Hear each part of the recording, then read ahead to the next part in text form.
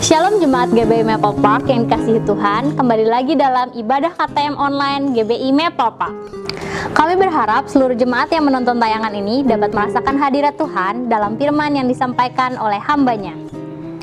Untuk mengetahui updatean terbaru GBI Maple Park, Bapak Ibu jangan lupa untuk subscribe, like, comment, and share kepada seluruh kerabat dan keluarga kalian. Selamat beribadah, Tuhan Yesus memberkati. Shalom jemaat yang dikasihi Tuhan, mari kita saksikan kegiatan GBI Maple Park dalam sepekan ini.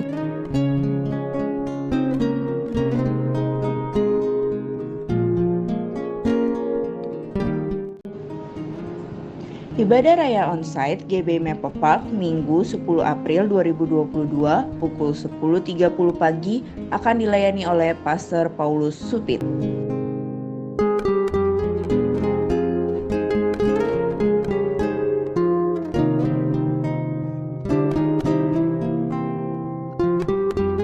Untuk jemaat yang ingin didoakan secara khusus, dapat menghubungi di nomor berikut ini.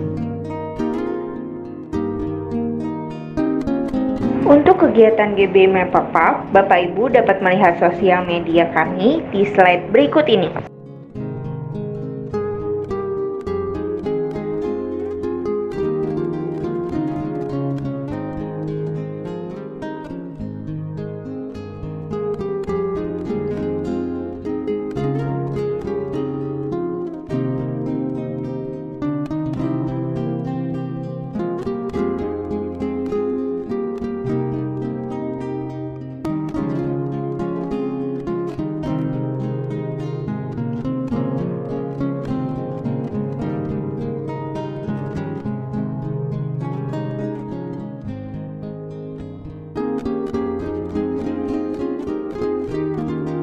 Bagi jemaat yang ingin memberikan persembahan, dapat mentransfer ke nomor rekening BCA berikut ini.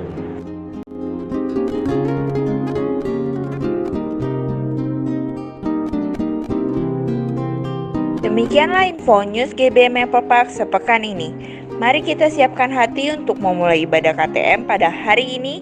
Tuhan Yesus memberkati. Mazmur 91.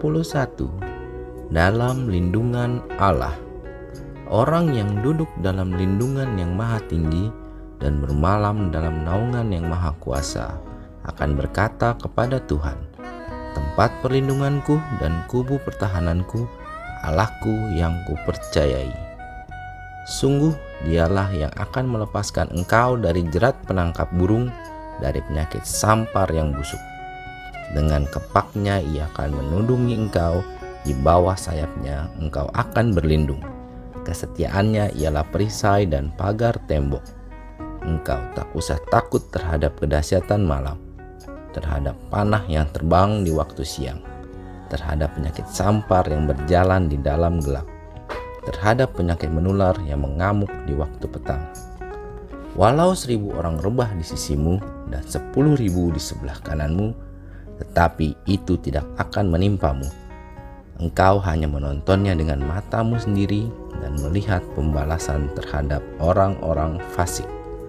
Sebab Tuhan ialah tempat perlindunganmu, yang maha tinggi telah kau buat tempat perteduhanmu. Malapetaka tidak akan menimpa kamu, dan tulah tidak akan mendekat kepada kemahmu. Sebab malaikat-malaikatnya akan diperintahkannya kepadamu untuk menjaga engkau di segala jalanmu. Mereka akan menatang engkau di atas tangannya, supaya kakimu jangan terantuk kepada batu. Singa dan ular tedung akan kau langkahi. Engkau akan menginjak anak singa dan ular naga. Sungguh hatinya melekat kepadaku, maka aku akan meluputkannya. Aku akan membentenginya, sebab ia mengenal namaku. Bila ia berseru kepadaku, aku akan menjawab. Aku akan menyertai dia dalam kesesakan. Aku akan meluputkannya dan memuliakannya. Dengan panjang umur akan kukenyangkan dia, dan akan kuperlihatkan kepadanya keselamatan daripadaku. Amin. Pentakosta ketiga. 1. Pentakosta ketiga adalah pencurahan Roh Kudus yang dahsyat di zaman ini. melebihi yang terjadi di Azusa Street. 2. Pentakosta ketiga akan mengakibatkan penuaian jiwa yang terbesar dan yang terakhir sebelum Tuhan Yesus datang kembali. 3. Pentakosta ketiga akan membangkitkan generasi Yeremia, yaitu anak-anak muda yang dipenuhi Roh Kudus, cinta mati-matian kepada Tuhan Yesus, tidak kompromi terhadap dosa, dan akan bergerak untuk memenangkan jiwa. 4. Pentakosta ketiga lahir di Indonesia dan bergerak ke bangsa-bangsa. Gerakan ini dari timur ke barat dan akan kembali ke Yerusalem. 5. Pentakosta ketiga akan memberikan kuasa untuk menyelesaikan amanat agung. Dan setelah itu Tuhan Yesus datang kembali. Shalom, haleluya. Mari setiap kita yang siap serukan haleluya.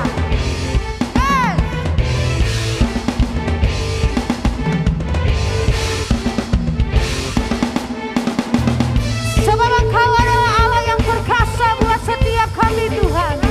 Haleluya. Mari bersama-sama kita nyanyikan. Ada siapa kau bandingkan perbuatannya yang heran? Tak ada. Kerajaannya yang terbesar dan takkan tergoyahkan. Semua musuh pun gemetar mendengar namamu Tuhan, sorak kemenangan. Sungguh tak tertandingi, tak ada yang setara denganmu. Hanya Yesus Tuhanlah yang terhebat. Amin. Jauh melebihi dari penguasa di dunia. Kerajaanmu tegak. Oh Yesus. Bersama nyatakan. Pada siapa kau bandingkan perbuatannya yang heran? Tak ada. Kerajaannya yang terbesar dan akan tergoyahkan. Semua musuh gemetar mendengar namamu Tuhan, sorak kemenangan. Sungguh tak tertandingi, tak ada yang setara denganmu. Hanya Yesus Tuhanlah yang terhebat. Jauh melebihi dari penguasa di dunia. Kerajaanmu tegak, Yesus. Terpujilah Engkau Tuhan. Engkau Allah di atas segala Allah. Engkau nama di atas segala nama. Terpujilah Engkau Yesus. Haleluya Tuhan.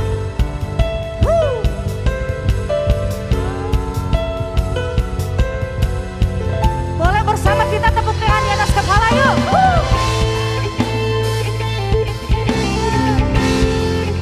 Engkau agung selamanya.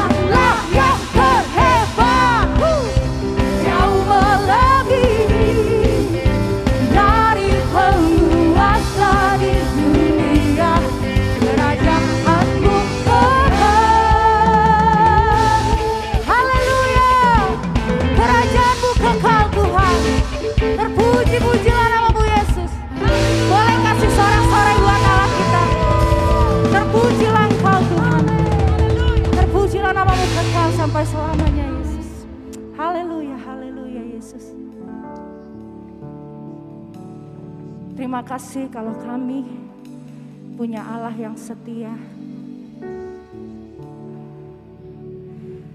Engkau luar biasa buat setiap kami Tuhan. Terima kasih Yesus.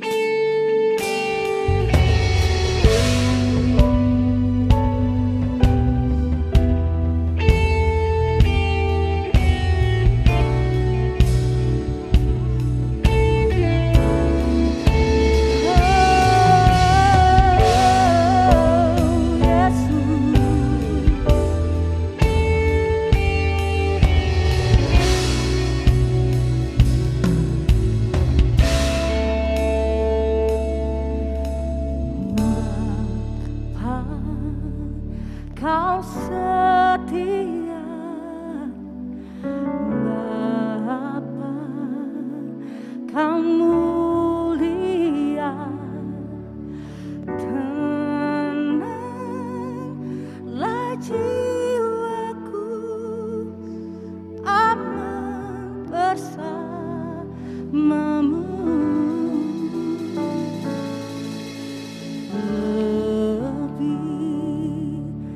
Dari harta Kaulah segalanya, tenanglah jiwaku dalam hadirat-Mu.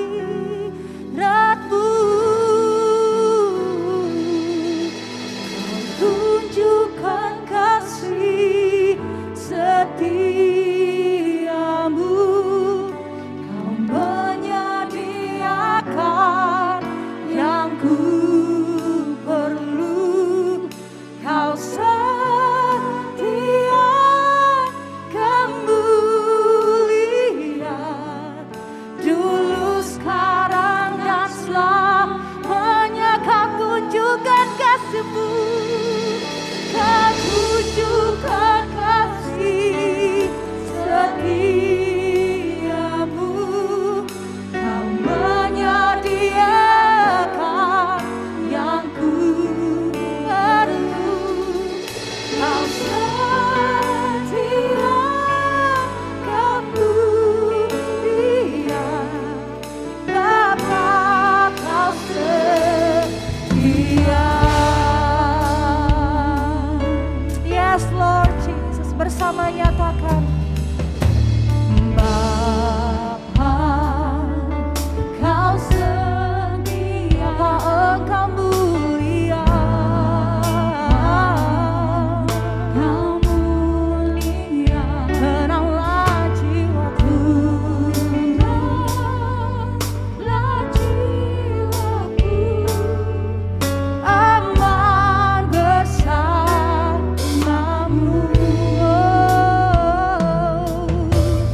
Lebih dari harta Kau segalanya,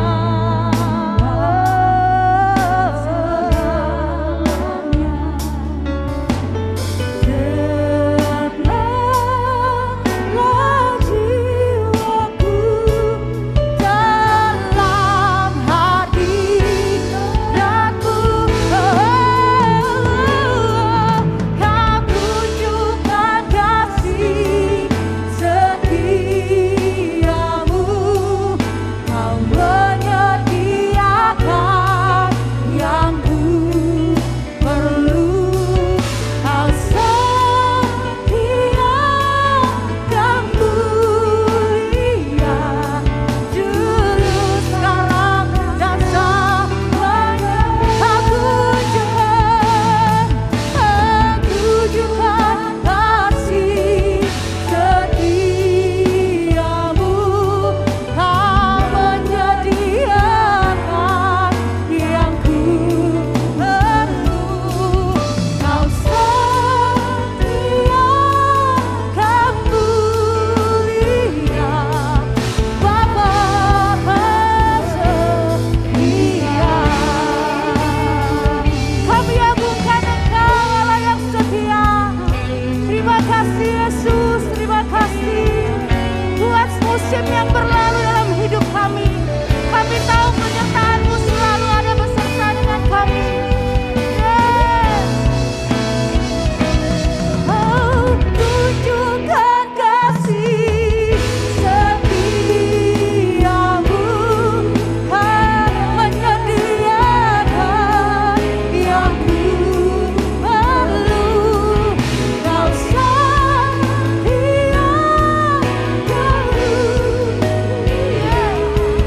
tulus harapanku, Yesus.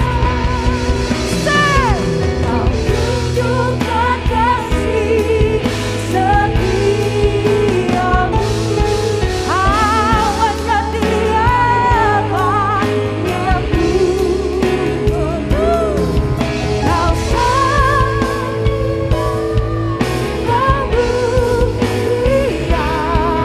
Bapa kasih. Mari dengan iman nyatakan Engkau setia Tuhan. Kau setia, Engkau setia. Sekali lagi bersama nyatakan, Kau setia, kamu lihat. Bapa, Kau setia. Mari kita sembah Dia, Yesus. Kuriala basti, kuriala labo. Kuriala barala basti, kuriala barala bo. Yesus, Yesus, Engkau ditinggikan. Selamanya Engkau adalah Allah yang maha tinggi. Kuriala basti, kuriala barala barala. Kuriala basti, kuriala wanda kasih, kuriala barala bo. Yesus, Yesus, Yesus. Engkau ajaib, Engkau perkasa, Engkau mulia. Terima kasih Tuhan. Bawa penyembahan kepada Tuhan. Mari bawa sembah syukur kita buat Allah yang baik, buat Allah yang setia. Terima kasih, terima kasih.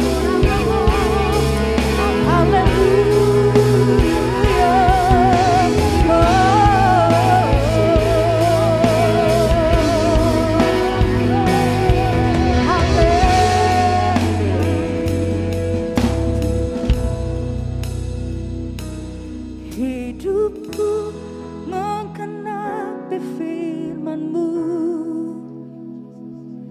tanda mujizat sertai tiap langkahku. Kau bersamaku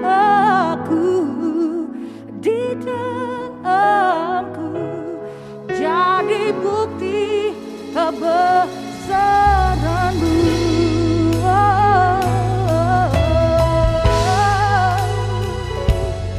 Tuhan Kau sempurna, Tuhan Kau sempurna. Amin.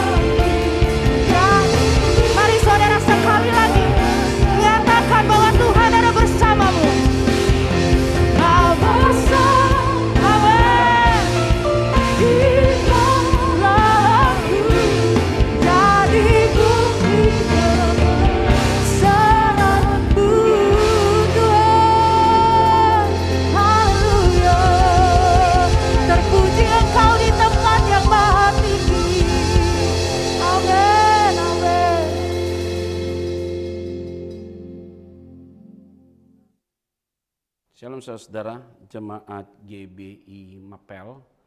Terima kasih untuk hambanya, sahabat Pak Ferry dan Ibu dan semua tim yang melayani Tuhan. Pada hari ini di dalam ibadah kita tengah minggu, kita akan berbicara tentang Tuhan punya banyak cara dan tidak ada jalan yang buntu bagi setiap orang yang terpanggil dan terpilih oleh Dia. Oleh karena itu pada hari ini kita akan berbicara dari Keluaran pasal yang ke-15 ayat 22 sampai dengan ayat yang ke-27. Sebelum kita akan memulainya kita berdoa. Bapa, terima kasih untuk hari ini. Kami bersyukur untuk setiap pribadi yang telah mengikuti dan yang sedang mengikuti ibadah online ini. Kami yakin dan percaya bahwa di dalam ibadah tengah minggu ini tidak ada satupun yang tidak mengalami lawatan dan berkat dari Tuhan. Karena itu Tuhan yang berbicara bagi tiap kami masing-masing. Di dalam nama Tuhan Kristus kami berdoa dan mengucap syukur. Haleluya. Amin. Nah saudara-saudara yang saya kasih di dalam nama Tuhan Kristus, ayat 22 sampai dengan 27, kita bicara tentang Keluaran pasal 15. Tadi saya bilang Tuhan punya banyak cara dan tidak ada jalan yang buntu. Ayat 22 firman Tuhan bilang begini. Musa menyuruh orang Israel berangkat dari Laut Teberau. Lalu mereka pergi ke padang gurun Syur. 3 hari lamanya mereka berjalan di padang gurun itu dengan tidak mendapat air. Jadi begini saudara, memang ada tahapan-tahapan yang terjadi dalam kehidupan umat Tuhan secara khusus orang Israel. Nah, tahapan-tahapan yang dialami oleh orang-orang Israel ini cukup unik, saudara, karena mereka hampir ada di Mesir 430 tahun dalam posisi dijajah, artinya terbelenggu menjadi budak. Tetapi justru itu ada satu bagian pembentukan Tuhan bagi umatnya. Memang tidak mudah. Nah Musa adalah satu figur yang dipakai oleh Tuhan untuk memimpin bangsa ini keluar dari perbudakan di Mesir itu sendiri. Sehingga ketika dia harus keluar dari Mesir, maka dia harus masuk ke tanah yang ditentukan oleh Tuhan, itu tanah perjanjian. Nah untuk Musa pergi ke sana, pasti kan lewat padang gurun. Tidak mungkin tidak. Kalau saudara pergi ke Israel, itu biasanya dari Mesir menuju Israel, itu pasti kita harus lewati padang gurun. Nah, padang gurun Sin dan Zin, pakai Z0, zebra, atau pakai Shera, Sin. Nah, jadi itu lewat dia dalam hal itu. Nah, ini dalam konteks ini, lalu mereka pergi ke padang gurun Syur. 3 hari lamanya mereka berjalan di padang gurun itu dengan tidak mendapat air. Nah, begini saudara, Musa dikasih tongkat menjadikan bukti sebagai alat Tuhan, media Tuhan untuk dapat mengambil sebuah tindakan-tindakan yang diperintahkan Tuhan untuk menolong umat Tuhan pada saat itu. Nah salah satu contoh adalah ketika mereka keluar dari Mesir, itu mereka harus diperhadapkan dengan Red Sea atau Laut Teberau, saudara. Nah akhirnya bagaimana mereka harus lewati laut itu? Maka tongkat itu dipakai untuk memukul laut itu terbelah 2. Sehingga pasukan Israel, orang-orang Israel kurang lebih hampir 600.000 orang itu yang di dalam kepemimpinannya Musa yang memimpin mereka keluar dari Mesir, sehingga itu jalan itu kayak jalan tol gitu loh saudara, bebas hambatan. Nah ketika orang Mesir datang untuk menyamperi mereka, langsung ditutup oleh pakai air laut. Itulah tanda yang Tuhan buat. Memang sebelumnya ada tanda yang mengikutinya waktu mereka ada di Mesir, yaitu banyak mukjizat-mukjizat yang terjadi yang dialami oleh orang-orang Mesir, saudara. Orang-orang Mesir dapat tulah, saudara. Tapi di dalamnya Israel justru ada dalam proteknya Tuhan. Nah, hal yang menarik yang perlu saya sampaikan bagi kita semua adalah ketika mereka masuk dalam padang gurun Sur, mereka berjalan 3 hari dan tidak dapat air. Itu berarti ada masalah. Nah, masalah ini tidak mudah karena tidak akan mungkin saudara dalam kehidupan kita untuk sampai dengan satu titik kita dapat menikmati sebuah hal yang baik kalau tidak lewati sebuah proses yang panjang. Berbisnis juga begitu, melayani Tuhan juga begitu. Tidak ada berbisnis itu yang tiba-tiba ujuk-ujuk langsung naik, nggak bisa. Ada proses-prosesnya, saudara. Ya kadang-kadang ditipu orang, kadang-kadang barang yang dipesan sama yang datang beda gitu loh. Jadi kadang-kadang ya banyaklah masalah-masalah. Misalnya kerjasama dengan teman untuk membangun sebuah usaha bisnis, tiba-tiba di tengah jalan pecah, kongsi karena ribut. Nah, hal-hal itu terjadi dalam ranah bisnis, tetapi juga dalam ranah pelayanan juga sering kita temukan hal-hal demikian. Ya, kalau mau dispesifikasi banyak banget. Artinya tidak ada ranah yang sifatnya sekuler ataupun rohani yang tidak punya pergumulan. Semua ada, pergumulan-pergumulannya ada. Nah, ini bagaimana kita dapat bisa mengolahnya dengan baik. Begitu juga dengan keluarga. Di dalam keluarga juga pasti ada pergumulan. Makanya saya selalu bilang begini, tidak ada orang yang hidup dalam dunia yang tidak punya pergumulan. Kamu nggak nikah, ada pergumulannya khusus. Nikah pun ada pergumulannya. Dan nikah nggak punya anak, ada pergumulannya. Nikah ada anak, tambah masalah juga. Jadi ini memang tidak akan pernah habis masalah itu kecuali kita sudah kembali ke rumah Tuhan. Itu aja. Nah, di dalam konteks ini mereka berjalan dan tidak dapat air selama 3 hari. Ada sesuatu yang menarik sekali, saudara, karena mereka dapat titik di mana mereka itu mengalami satu kesulitan. Nah, yang menjadi beban berat di sini siapa? Bebannya siapa yang menjadi berat? Ya Musa lah.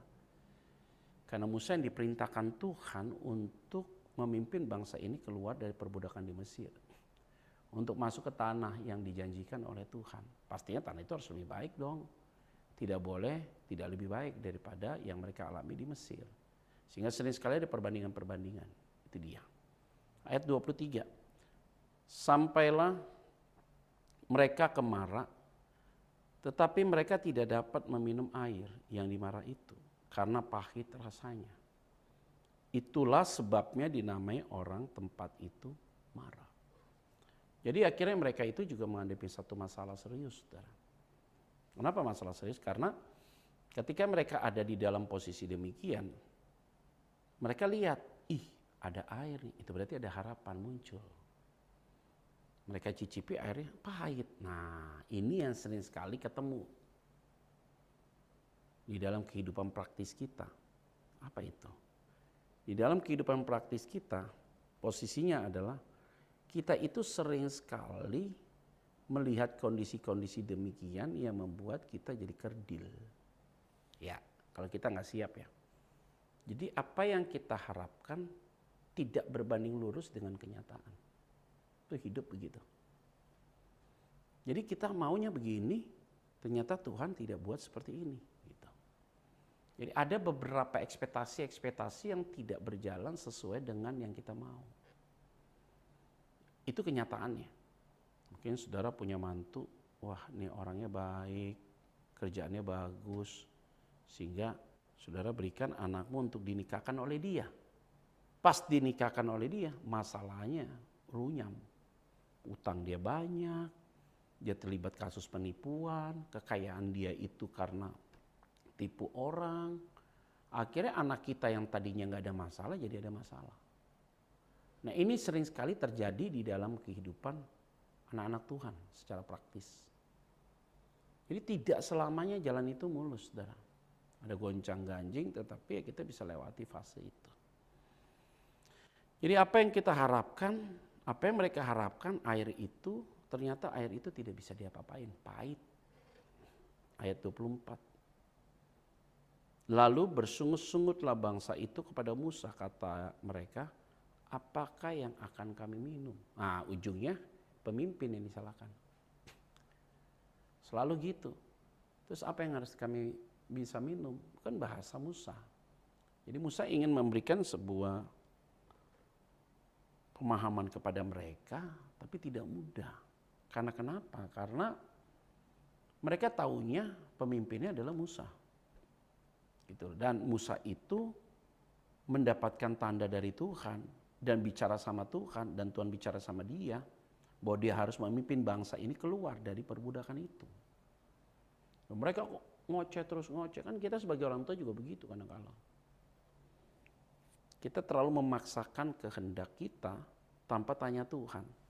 Jadi ketika kita memaksakan kehendak kita agar anak kita menikah sama si A atau sama si B, atau anak kita kuliah A atau kuliah B, yang belum tentu dia suka terhadap pasangan yang kita pilih, atau belum tentu juga dia happy dengan sekolah yang kita pilih berdasarkan jurusan yang kita mau. Kita mau anak kita jadi lawyer, padahal dia nggak ada di situ passionnya. Kita mau anak kita jadi seorang bisnismen, ternyata dia nggak di situ passionnya. Passionnya dia apa? Oh, dia mau jadi pelukis. Oh, dia mau jadi penyanyi, dia mau jadi model. Jadi sering sekali bertabrakan dan akhirnya kita buang waktu, buang uang. Apa yang dia sekolahkan dan apa yang dia kerja tidak berbanding lurus. Ini yang sering sekali ditemukan di dalam kehidupan berjemaat. Jadi kita lihat kayak gitu, akhirnya udah waktu terus berjalan, anak ini makin besar, tidak dapat pekerjaan, dia bilang ini salahnya papa, mama sih dari dulu paksa aku. Nah papanya bilang, kenapa dari dulu kamu gak ngomong sama kami? Kalau kamu tuh gak suka ambil itu, ya karena kan saya masih kecil, itu alasannya. Nah itu yang akhirnya ketika besar, anak ini makin besar, bapaknya, orang tuanya makin tua, itu jadi konflik, saudara. Konfliknya konflik tajam. Nah konflik tajam itulah yang akhirnya membuat jadi bahaya. Nah ini yang sering sekali kita bersungut-sungut mempersalahkan ruang-ruang gerak itu. Nah saudara-saudara yang saya kasih di dalam nama Tuhan Yesus Kristus, kita mulai ya saudara, jangan mempersalahkan pemimpin kita, orang tua kita. Tapi kita belajar juga untuk koreksi diri sebenarnya. Ketika mereka rasa air itu tidak seperti yang mereka harapkan, dia marahnya sama Musa. Itu yang masalah. Baru kita masuk. Musa berseru-seru kepada Tuhan. Dan Tuhan menunjukkan kepadanya sepotong kayu. Inilah dimulainya Tuhan punya banyak cara. Nah, jemaat Tuhan dimanapun engkau berada. Saya punya keyakinan bahwa saudara semua adalah orang-orang yang memahami firman ini sebenarnya. Begini ya. Jadi Musa itu dikomplain oleh banyak orang, oleh bangsa Israel pada saat itu. Tapi Musa tidak counter attack mereka. Kalau Musa pada saat itu counter attack mereka, melawan kembali, pasti Musa akan keluarkan apa? Bahasa yang keluar tepat untuk mereka. Dia akan ngomong begini, loh kalau kamu gak minum ya aku juga gak minum, kan gitu. Karena kan sama-sama semua dalam kesulitan. Tapi Musa tidak terapkan itu dan dia tidak lakukan itu. Nah itu yang disebut dengan integritas. Itu yang disebut dengan responsibility. Jadi ada responsibility yang kuat di dalam diri Musa. Dia punya rasa tanggung jawab juga yang begitu kuat dalam memimpin bangsa ini dengan baik. Saudara. Apa yang diajarkan oleh Musa? Dia malah berseru-berseru kepada Tuhan. Artinya ketika dia berseru pada Tuhan, dia lagi kasih contohkan buat saya dan saudara. Bahwa ketika ada situasi yang tidak memungkinkan dan banyak orang yang mengeluh tentang siapa kita dan apa yang kita lakukan, kita harus tetap berseru pada Tuhan. Nah ketika kita berseru sama Tuhan, itulah kekuatan. Nah Tuhan akhirnya memberikan way out apa? Tunjukkan sepotong kayu. Nah pertanyaan kritis kita, kenapa Tuhan menunjukkan sepotong kayu, tapi Tuhan tidak memerintahkan Musa untuk menggunakan tongkat yang sudah Tuhan pakai. Yang mana tongkat itu baru saja dipakai untuk membelah laut Teberau. Kenapa Tuhan tidak memberikan perintah itu, tapi dikasih kayu? Ini kan lagi diajarkan kepada Musa dan kepada saudara dan saya. Tuhan tuh gak mau menerapkan sebuah tindakan ataupun solusi yang monoton, saudara. Dan dia juga lagi ngajarkan kepada kita tidak boleh media itu dibuat jadi berhala. Nah, kita sebagai anak, orang tua kita mampu secara ekonomi dan segala macam. Tapi kita jangan bergantung sama dia sepenuhnya. Kita harus bergantung sama Tuhan. Karena kalau ada terjadi apa-apa dengan orang tua kita bisa survive karena kita bergantung sama Tuhan. Atau saudara sebagai pebisnis, saudara kerjakan bisnis ini sama si A, sama si B, sama si C. Jadi kamu hanya pegang itu, tidak mau keluarkan lagi, tidak mau memperluas jaringan lagi, hanya A, B, C. Suatu saat mereka tidak lagi, maka kita lupa kelimpungan kita, hilang arah, hilang jejak, akhirnya kita kayak melayang gitu saudara. Kayak nggak tahu arahnya larinya kemana. Itu yang terjadi. Nah caranya bagaimana? Cerita sama Tuhan. Tuhan baru tunjukkan dia kayu. Itu berarti Tuhan punya banyak cara untuk menolong itu. Jangan mengkultuskan media, jangan juga terlalu bergantung kepada seseorang atau bisnismu, karena suatu saat itu bisa hilang. Tapi ketika engkau bergantung sama Tuhan, nah Tuhan punya banyak cara deh itu saudara. Itu dapat menolong saudara. Musa melemparkan kayu itu ke dalam air. Yang ngomong suruh lempar siapa? Nggak ada. Tuhan bilang menunjukkan kayu kepadanya sepotong kayu. Tapi Tuhan tidak perintahkan lempar kayu itu. Tapi kenapa Musa harus lemparkan kayu? Inisiatifnya dia tepat. Harusnya kayu itu dipakai aja misalnya pukul tuh air mara itu. Tidak, dilemparkan kayu itu ke situ. Kok Musa bisa tahu ya? Itulah hubungan dekat dengan Tuhan. Hubungan dekat dengan Tuhan ketika dapat perintah kita eksekusinya pasti benar. Langsung tek ambil keputusan. Kenapa? Karena kita tahu arahnya kemana. Ini yang menjadi poin penting yang saya sampaikan bagi kita. Maka ketika Musa melemparkan kayu itu ke dalam air, lalu air itu menjadi manis. Dilempar kayu itu, air itu menjadi apa? Manis. Wow, ini keren. Inilah cara Tuhan yang indah. Artinya yang tadinya buntu, ada jalan keluar. Kita harus yakin itu. Sebagai keluarga atau belum berkeluarga, baik pelayan Tuhan maupun seorang bisnismen, nah kita sadar deh saudara. Ruang ini harus sadar, yaitu apa? Tidak ada jalan yang buntu, selalu saja ada jalan keluar. Nah, saya yakin dan percaya bahwa saudara semua sadar ini dan mau melakukannya dengan penuh tanggung jawab. Karena Tuhan itu bisa mengerjakan segala sesuatunya dengan baik. Nah saudara-saudara yang saya kasih di dalam nama Tuhan Kristus, ini pengalaman pribadi ya. Ketika kita berharap kepada seseorang ini, sering sekali orang ini tidak tolong kita ya. Padahal dia berjanji mau tolong kita, mau ini. Ketika kita berharap sama dia, ternyata dia tidak lakukan itu kepada kita. Bahkan dia lupa dengan janjinya. Yang uniknya justru Tuhan pakai orang lain untuk tolong kita. Dan ketika orang ini dipakai Tuhan untuk tolong kita, orang ini tidak muncul lagi dalam kehidupan kita. Jadi kita say thank you sama siapa? God. The God, kita thank you-nya sama God. Thank God. Jadi kita bersyukurnya pada Tuhan. Karena kenapa? Karena Tuhan pakai orang lain. Nah, yuk kita harus punya keyakinan teguh bahwa Tuhan itu punya banyak cara dan dia akan tolong kita. Baik saudara mengalami penyakit, masalah keluarga, ekonomi, bisnis, pelayanan, kita harus punya keyakinan sampai dengan titik itu. Bahwa Tuhan pasti akan tolong kita dengan banyak cara. Saudara yang saya kasihi di dalam nama Tuhan Kristus. Lalu air itu menjadi manis. Di sanalah diberikan Tuhan ketetapan-ketetapan dan peraturan-peraturan kepada mereka. Dan di sanalah Tuhan mencoba mereka.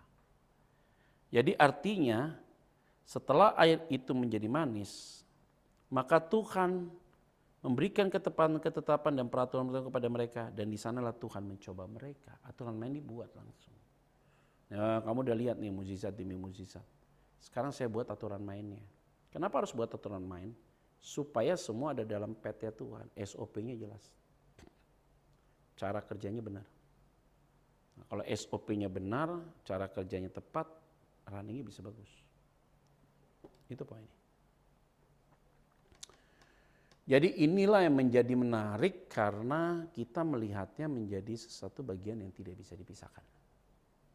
Ya, jadi bagaimana ketetapan aturan main kita? Ya Alkitab lah, pasti. Nggak mungkin yang lain, karena Alkitab itulah sumber aturan itu sendiri.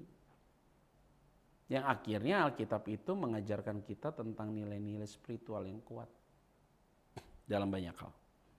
Nah saudara-saudara, ayat 26 firman itu bilang apa? Firmannya, jika kamu sungguh-sungguh mendengarkan suara Tuhan Allahmu, itu ketetapannya, dan melakukan apa yang benar di matanya, dan memasang telingamu kepada perintah-perintahnya, dan tetap mengikuti segala ketetapan-ketetapannya, maka aku tidak akan menimpakan kepadamu penyakit manapun. Amin. Yang telah kutimpakan kepada orang Mesir, sebab aku Tuhanlah yang menyembuhkan engkau. Wow, amazing. Itu berarti saudara yang lemah dan sakit disembuhkan oleh Tuhan. Ikutin aturan mainnya Tuhan aja. Dia tidak pernah sedikit pun salah. Dia akan mengerjakan sesuatu yang besar dalam hidup saudara dan saya. Nah saudara-saudara yang saya kasih di dalam nama Tuhan Yesus Kristus, kita mulai memahaminya dengan benar. Tidak boleh salah. Supaya kita tidak keluar dari jalur Tuhan yang terlalu ekstrim, saudara. Ya, jadi kalau engkau mau dipulihkan, disembuhkan oleh Tuhan, diselamatkan oleh Tuhan, ikutin aturan main. Kalau ikut aturan main, saya yakin dan percaya pasti Tuhan akan tolong saudara. Ya, jadi tenang aja. Itu bisnis buntu karena Tuhan mau kita koreksi dulu supaya dibuang itu, supaya kita bisa running well. Begitu juga dengan hal yang lain. Ada peristiwa di sini dan harus dilakukan, kita selesaikan dulu supaya kita bisa jalannya baik. Nah oke, sekarang kita mulai berbenah diri, koreksi diri, mulai diayak hal-hal yang gak penting supaya kita bisa berjalan dengan baik. Nah saudara, akhirnya di ayat 27 terakhir.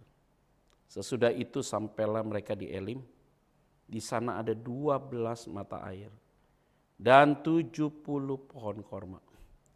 Lalu berkemahlah mereka di sana, di tepi air itu. Apa itu artinya? Kenapa Tuhan gak kasih tahu bahwa Elim itu ada 12 mata air dan 70 pohon korma? Kan Tuhan Maha tahu.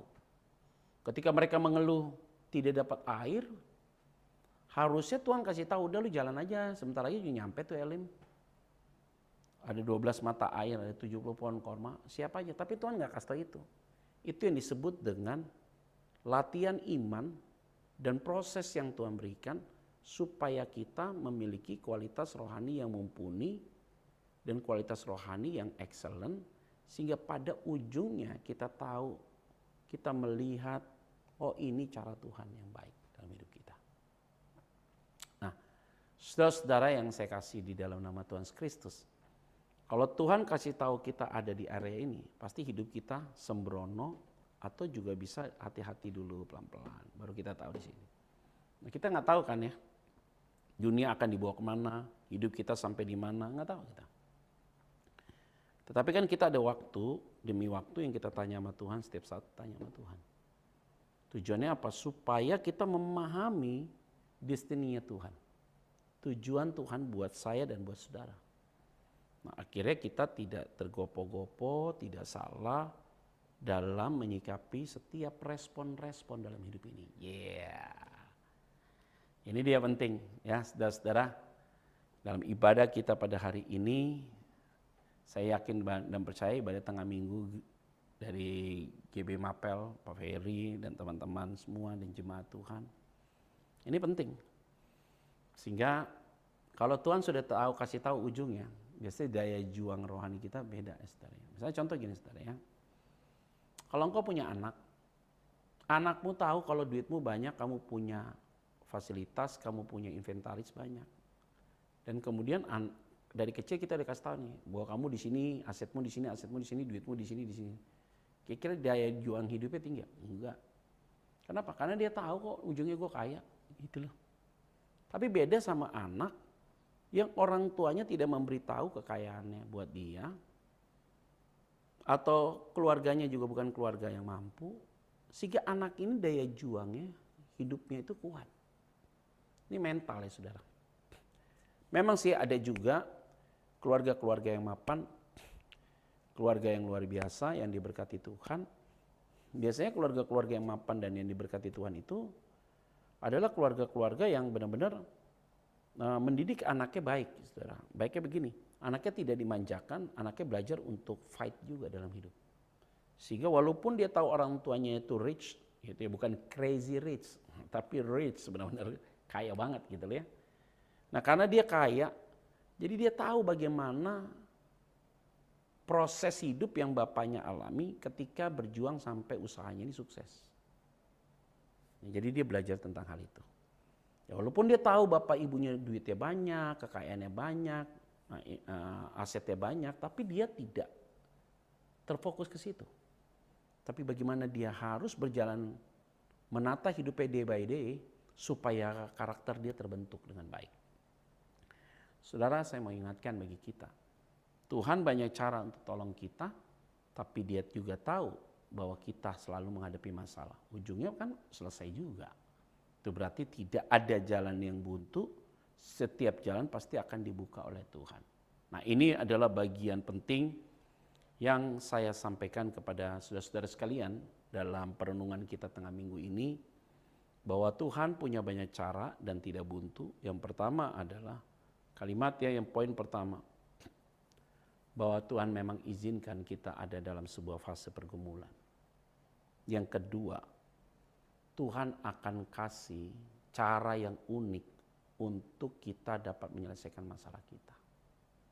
Dan yang ketiga, bukan hanya itu, tetapi Tuhan bekerja melampaui dari akal pikiran kita.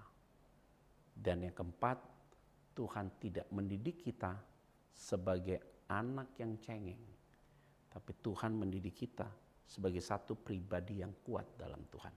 Biarlah kebenaran firman Tuhan ini sungguh-sungguh memberkati kita semua.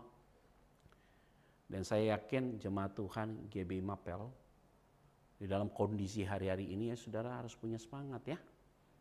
Jangan mau nonton online doang, tetapi harus datang juga tatap muka, onsite, offline ya saudara. Untuk dapat menikmati persekutuan dengan orang-orang percaya di dalam sebuah komunitas yang hidup. Jadi ada komunikasi yang hebat saudara ya. Nah komunikasi-komunikasi yang hebat itu bisa arahnya tepat. Dan tentunya saya yakin dan percaya Tuhan akan memberkati saudara. Pak Ferry, Ibu ada dalam berkat Tuhan. Keluarga besar juga pasti ada dalam berkat Tuhan. Biarlah damai sejahtera Allah menyertai kita semua. Shalom, mari kita bersatu dalam doa. Ya Tuhan, Engkau Bapa yang baik yang mengajarkan kami banyak hidup tentang proses. Sehingga kami punya keyakinan teguh buat tiap-tiap kami yang telah mengikuti ibadah pada hari ini lewat online, tidak ada satu pun yang tidak diberkati Tuhan. Semua diberkati Tuhan. Biarlah damai sejahtera Allah menyertai kami, dan tentunya pergumulan apapun, sehebat apapun, kami yakin selalu ada jalan keluar. Di dalam nama Tuhan Yesus Kristus, kami berdoa dan mengucap syukur. Haleluya. Amin. Shalom, Tuhan Yesus memberkati kita semua. Gembala GBI Memperpark dan seluruh pengerja mengucapkan terima kasih atas pelayanan hambanya pada ibadah KTM hari ini. Kiranya Tuhan Yesus memberkati. Mari Bapak Ibu Saudara, kita akan akhiri ibadah kita pada malam hari ini. Mari kita siapkan hati kita dan menerima berkat Tuhan. Tuhan memberkati engkau dan melindungi engkau. Tuhan menyinari engkau dengan wajah-Nya dan memberi engkau kasih karunia.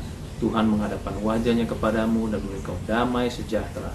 Kiranya berkat yang berlimpah-limpah dari Allah Bapa di surga, dalam Anak yang tunggal Tuhan Yesus Kristus, dan di dalam persekutuan yang manis senantiasa dengan Allah Roh Kudus, menyertai Bapak Ibu sekalian mulai malam hari ini bahkan sampai Maranatha, sampai Tuhan Yesus datang menjemput kita di awan-awan yang permai. Mari kita yang percaya dan berkati Tuhan bersama-sama katakan amin. Tuhan Yesus memberkati. Kami dan segenap kru yang bertugas mengucapkan terima kasih atas perhatiannya. See you next week and God bless you.